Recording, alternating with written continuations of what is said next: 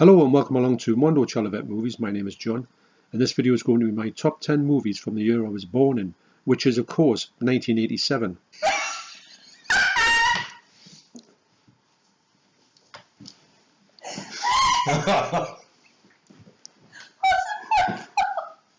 Yeah, you got me, it is actually 1967, which makes me 54 years old at the time of this video.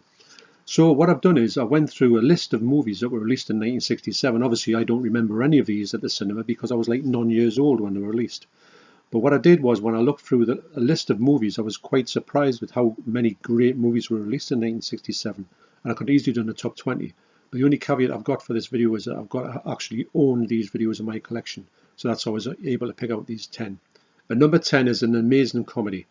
Now, when my son was born, when he was old enough, I said this is one of the first things I wanted him to watch because I think of Mr. Bean must have been influenced heavily by this movie, and it is The Plank.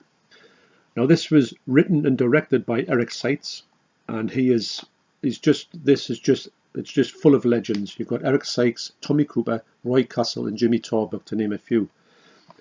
This tells a story basically of two inept builders who go out with a plank, and they've got to transport a plank from one place to another, but everything can go wrong with this journey, and that's all it is really. But it's one of those ones a bit like Mr. Bean where there's not that much happens in it, but everything goes wrong, and it's amazing and so funny to watch. So this release said it's the full and cut version, which is only 45 minutes long, but I think there's about a 30-minute version that was shown on the TV all the time. This is one of the things a bit like Laurel and Hardy. You can show kids at a certain age and they will lap it up. And also to note, there is another version of this. Now this version here has The Plank, It's Your Move, Rhubarb, and Mr. H is Late. Now what Eric Seitz did was he went back and refilmed The Plank. And to be honest, this is the best one by far. So Eric Seitz stars in all of these. Also along with in The Plank, he stars with Arthur Law, Frankie Howard, Joanna Lumley, Charlie Drake and Reg Varney. In It's Your Move, he stars with Tommy Cooper, Jimmy Edwards and Bernard Cribbins. In Rhubarb, he stars with Charlie Drake, Hattie Jakes, Roy Kinnear, Beryl Reid and others. In Mr. H is Late, he stars with Freddie Starr, Mike Yarwood and Cannonball and Spike Milligan. So, wow. So if you're a fan of Mr. Bean, you will love these. So that's at number 10, that's The Plank. At number 9 is Quatermass in the Pit. Now this is a Hammer movie, and it looks absolutely spectacular if I'm honest. Now I know there's a few Quatermass movies and there's also a Quatermass TV series. I would love them all to be released in a box set because I'm after the first Quatermass movie, which is quite hard to get. I love that movie. Now this one here is in colour, and it's a rich colour on this movie because it's a Hammer movie, and they just got this thing about the way that they film stuff. The colours just always look amazing. Whilst working on a new subway tunnel for the London Underground, a group of construction workers uncover a strangely shaped skull amongst the rubble. Nearby is another discovery, a large, mysterious and impenetrable metal object, initially mistaken for an unexploded bomb. The origins of the object and the strange power are far more horrific and terrifying than anybody could have probably imagined. Is it of the Earth? So that's definitely one of Hammer's better movies. So at number 9, that's Quatermass in the Pit. Hello? Podcast.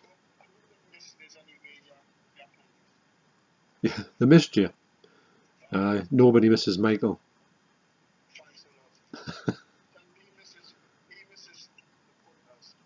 Right, Michael misses the punters, he says. The punters.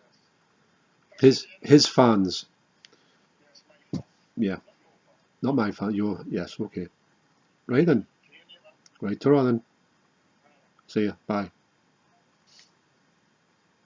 Michael. At number 8 is Something Weird. Now this is the sort of other movie that is on with Colour Me Blood Red, the Herschel Gordon Lewis masterpiece. Now this movie here, I'm going to have to read the blurb out for you. You're not going to believe this. It's such a good story. Cronin Mitchell is an average guy whose face is disfigured by a falling electrical power line in which he somehow acquires the gift/curse of strange psychic powers. After withdrawing from public life, Mitch takes a living as a fortune teller when he's approached by an ugly hag who offers to restore his good looks if he becomes her lover. Mitch reluctantly agrees, and although his face is restored, people around him see his lover as an attractive young woman named Ellen. When news of Mitch's psychic powers leak out, he goes on the road with Ellen, from city to city and town to town, helping people solve crimes. After expelling a ghost from a funeral home, Mitch and Ellen are sent to a small Illinois town to find the identity of a serial killer.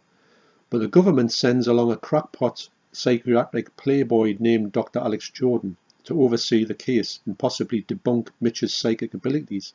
When Dr. Jordan turns his sights on Ellen and plots to steal her away from Mitch, she goes to great efforts to prevent that from happening, while Mitch tries to find the serial killer. Wow. So I consider this movie a hidden gem.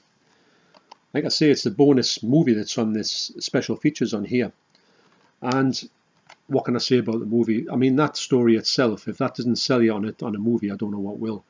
It's done in a Herschel Gordon way. Actually, the print on here is quite nice. It's got that quite, it's a colour movie. It's got that quite nice sort of technicolor feel to it. But to be honest, it's the relationship this fella has with his witch is the best part of the show. And wait till you see the witch. So I've got to say that this is highly, highly recommended, and maybe one that many people has passed people by because you don't know it's there, because it's ensconced deep in the special features of this movie. But if you've seen it, I mean, this movie is great as well. I think this movie's from about 1968. But Something Weird is exactly what it says on the tin. It is something weird. And it's one of the best Herschel Gordon Lewis's B movies you'll ever see. That's at number 8. That's Something Weird. At number 7 is Son of Godzilla. Now this is a rare chance for me to show off this amazing Criterion set of all the Godzilla movies.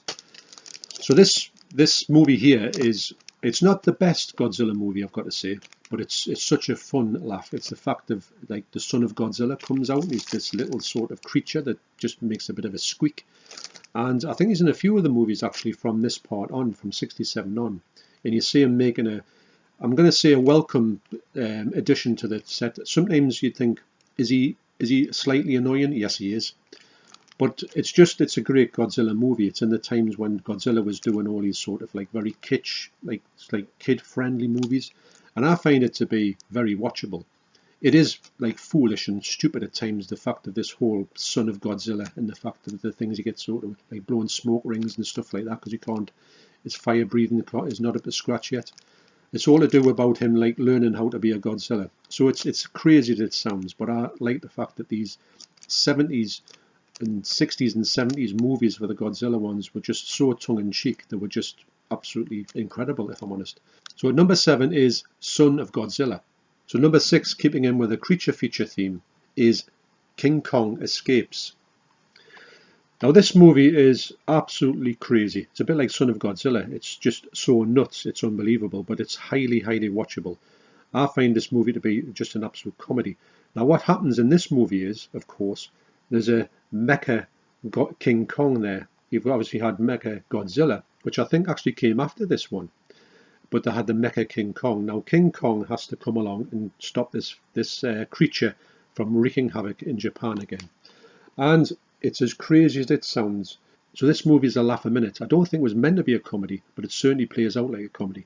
There's a scene where I'm sure King Kong is walking through some water, like into a sort of like the sea, and somebody throws something that hits him on the head. But it's so funny, it's unbelievable. It's like the reaction. It was like a proper thing, you know, where somebody gets hit on the head and they think, who threw that? It's a little bit like that. It's one of my favourite bits in all of these type of movies. But yeah, it's a great little addition to this strange sort of Japanese where they took King Kong and Godzilla and pitted them against some strange foes. But highly recommended. It's such a fun movie. You can get it for cheap as chips. Although sometimes I've seen this in CX. This is like 30 quid, and you're like, what? And then sometimes you can go and actually see it in a sale in HMV for like $1.99. So go figure that one out. And if you ever see it for a couple of quid, do snap it up, because you'll be surprised at how funny this movie is. And the effects in it are just absolutely terrible as well. But that adds to the sheer delight of this movie. So number 6, that's King Kong Escapes. So coming in at number 5 is In Cold Blood. Now this movie here, it's in black and white. It's a great movie. And it's actually written by Truman Capote, which this is the other movie on this set. Now, Truman Capote in real life, and actually the film goes into it quite a lot in here. So if you've seen the movie, you might want to see this movie to go along with it. It's like a companion piece. So what had happened in real life, Truman Capote had actually wrote a book about these guys, and he actually had interviewed them in the cell as well, because they faced like prison to do with this crime that they committed, where they like raided this farmhouse and they killed everybody in it. So he got quite friendly with these two people, especially this fella here, I think.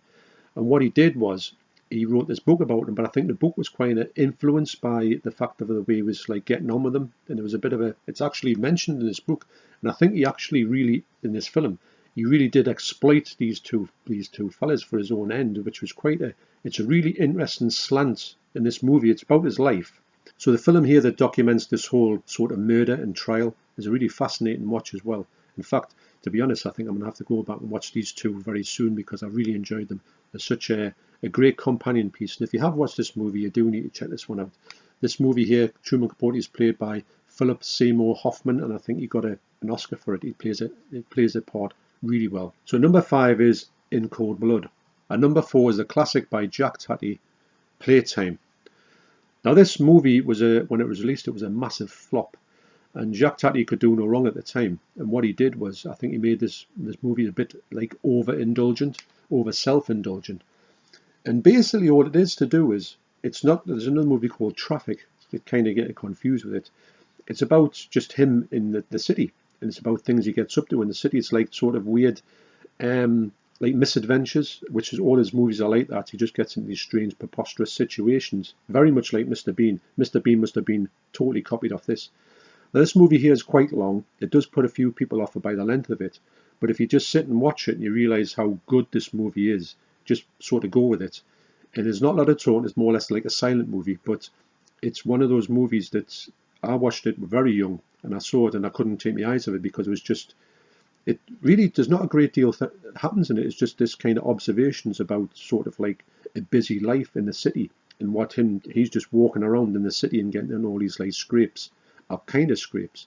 Regarded by many as Jacques Tatty's masterpiece, Playtime is a surreal comic vision of modern life in which the director's much-loved character, Monsieur Hulot, accompanied by a cast of tourists and well-heeled partisans, turn unintentionally anarchist when set loose in the unrecognizable Paris of steel skyscrapers, chrome-plated shopping malls and futuristic night spots. Yeah, it's such an observational masterpiece, this one, for me. I just like the fact of just wondering what's going to happen in the next kind of scene, because you just don't know what things are going to happen. At 124 minutes, I think it's a little bit over long. I think a shorter films play out much better. But you can't take anything away from the fact that he was an absolutely spectacular comedian and visionary director and writer. So that's at number 4, that's Playtime. At number 3 is one of my favourite comedies of all time. It is Bedazzled. Now this movie is spectacular. It's one of those ones where you sort of see it on the TV and you just can't believe what you're watching. It's just so funny. It's just one of those movies that it's got a perfect cast in it. And you've got a cast of Peter Cook, Dudley Moore, Eleanor Bron, Raquel Welch, Barry Humphries, who's Dame Edna Everage, and also Michael Bates, who's usually brilliant in everything he does. Desperate to win the girl of his dreams, timid short-order cook Stanley Moon, which is Dudley Moore, sells his soul to the devil, which is Peter Cook, and he's always called George Spigot, for 7 wishes. With the magic words Julie Andrews, he becomes everything from a rock star to an intellectual to try and impress her. But the Horned One has a wicked sense of fun, so things never quite go according to plan. Bedazzled is Peter Cook and Dudley Moore at their very best, a true comedy classic. So yes, so the story of this is that this fella here, he's got a girl of his dreams who's Eleanor Bron, and he wants to sort of that's Eleanor Bron there, and he bumps into the devil, and the devil says, I can sell us your soul and I'll give you 7 wishes. So he says, oh well, a wish is easy, I just want to be with her. So then he says, right, no problem. So when he goes with her, there's always a little problem with it, one, he says, and then he changes to the next one. He says, right, I know I went wrong on that one, I want another wish, and it's going to be the same wish. I want to go with this woman, but I don't want to be that type of character. He says, right, no bother. So when he sets him up the next one, he gets another problem. So it just goes from bad to worse. The fact, and ends up when he says, he puts all of these things into place. He said, I want to be in a place where there's no men there. There's no men going to take this woman away from me. I want to be able to go and, be with her all the time in a place, and I want no problems. And this is right. So he turns him into a nun in a convent. And also the part of this nunnery is to do some prayers as well on a trampoline. I know this film has been remade, but for me, these two comedians are just some of the best comedians that's ever lived. And it is probably the best movie they've ever done, although the wrong box that they've done as well is pretty good. But the fact is, the more in this movie. So an absolute comedy gem. At number 3, that's Bedazzled. At number 2 is a very strange comedy. It's Spider Baby. This is just such a great movie. I remember when I put it on, I didn't know anything about it. I had heard the title quite a few times.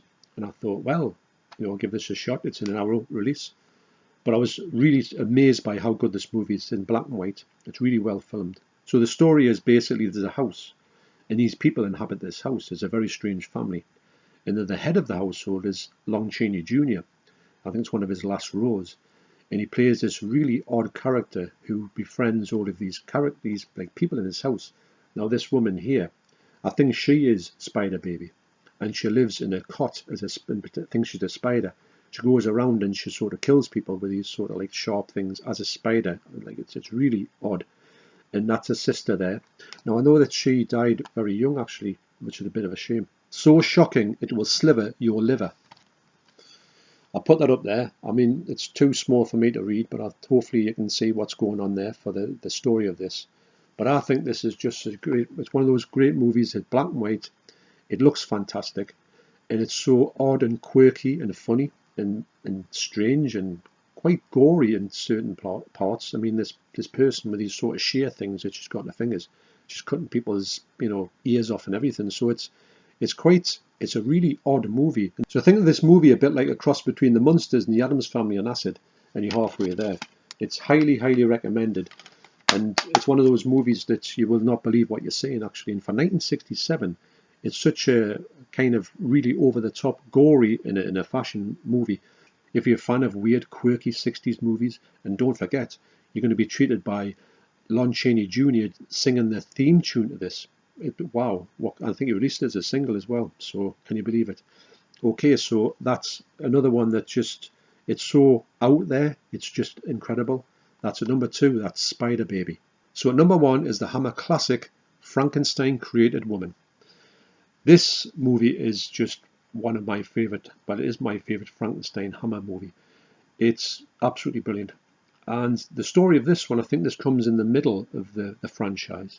What has happened is that Frankenstein decides to create a woman.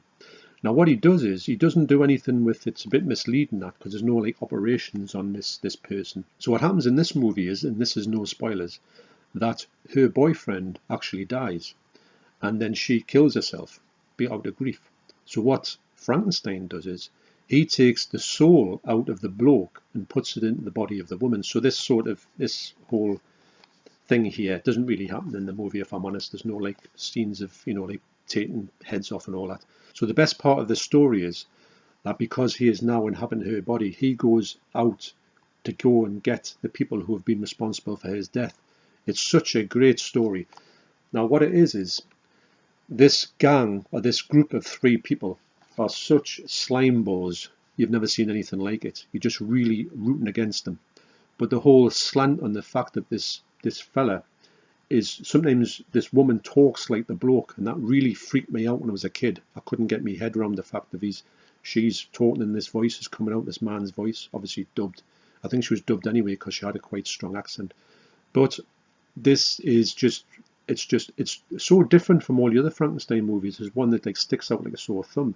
And to be honest, I think when I first watched it, I was thinking, well, where's the operations? Where's the fact of getting body parts? It's not like that. But if it's better for it, it's kind of a welcome change to that. And obviously this is one of the ones that for me stands out head and shoulders above the other ones because it's so different, because it's quite unique. And the story itself of this whole trying to get his own back on these people through the fact of this conduit of this woman who used to be his partner is such a clever one, actually. Really well done. And the Blu-ray looks absolutely spectacular. This is an American Blu-ray. I don't know if it's actually released in the UK. I would like to think it would get released in the UK because it's one of the movies that needs to be seen. So I'm so glad that these movies have been released in 1967. I've got a great bunch to pick from. So thanks for watching. You take care, and I'll see you in the next video. Cheers.